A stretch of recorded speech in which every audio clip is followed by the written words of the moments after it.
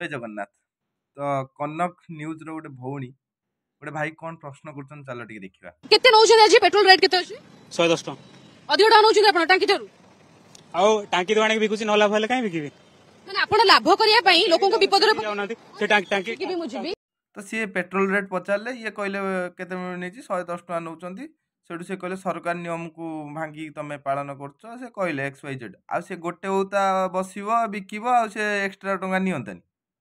ଆଉ ତମେ ହେଇଥିଲେ ଛାଡ଼ି ଦେଇଥାନ୍ତ, ସେ ତା ମଜୁରିଟା ନବନି ନା? କି ପାଗଳଙ୍କ ଭଳିଆ କଥାବାର୍ତ୍ତା। ସରକାର ସବୁ ନିୟମ ମାନୁଛି ନା? ଯଦି ଗୋଟେ ଗରିବ ଲୋକ ଆଣିକି ବିକିଲା, ଏମିତି ଲାଗିଗଲା, ତମେ ଯାଉନ ସରକାର କେତେ ଖାଉଛି ତାକୁ ପଚାରି ପାରିବ? ପଚାରିଲେ ତମର ନ୍ୟୁଜ ଚ୍ୟାନେଲ ବନ୍ଦ ହେଇଯିବ। ବାରବାର କହୁଛନ୍ତି ପ୍ଲାଷ୍ଟିକ ବୋଟଲରେ କାହିଁକି ତେଲ ବିକ୍ରି ହଉଛି। ଆଉ ଯେତେବେଳେ ସେ ତେଲ ଯାଇକି ଆଣିଲେ ଗୋଟେ ବଡ ବୋଟଲରେ ଯାଇ ନେଇକି ଆସିଥିବେ, ଆଉ ତା ପଛ ପଛ ଲୋକ ଲଗେଇଲନି, ଆସିକି ଦେଖିଥାନ୍ତେ ସେ କୋଉ ବୋଟଲରେ ବିକୁଛି। ସରକାର ଏବେ ତ ଭିଡିଓ ତ ସରକାର ପାଖରେ ପହଞ୍ଚୁଥିବ ନା, କଣ ଆକ୍ସନ ନବ? କିଛି ନେଇପାରିବନି। ତାର ବା ଦୁନିଆ ଘଳିଆ କାମ। ମୋର ଏତିକି ନିବେଦନ ସେ ଭଉଣୀକୁ, ତମେ ଯାଅ ସରକାର ଯେତିକି ଭୁଲ କରୁଛି ତାକୁ ଉଠାଅ। ଇଏ ଯୋଉ ଲୋକଟା ବିକୁଛି ସେ ତା ପେଟ ପାଟଣା ପାଇଁ ବିକୁଥିବ। ତମେ ଯୋଉ ଖରାରେ ବୁଲି ବୁଲି ଭିଡିଓ କରୁନ, ତମେ ପେଟ ପାଟଣା ପାଇଁ କରୁଛ। ସରକାର ଯୋଉ କରୁନି, ସେ ତଣ୍ଟି ଚିପିବା ପାଇଁ କରୁଛି।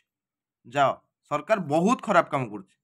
ତାଙ୍କ ଅପୋଜିସନରେ ସ୍ୱର ଉତ୍ତୋଳନ କର, ସେତେବେଳେ ତମକୁ ବାବା ମିଳିବ।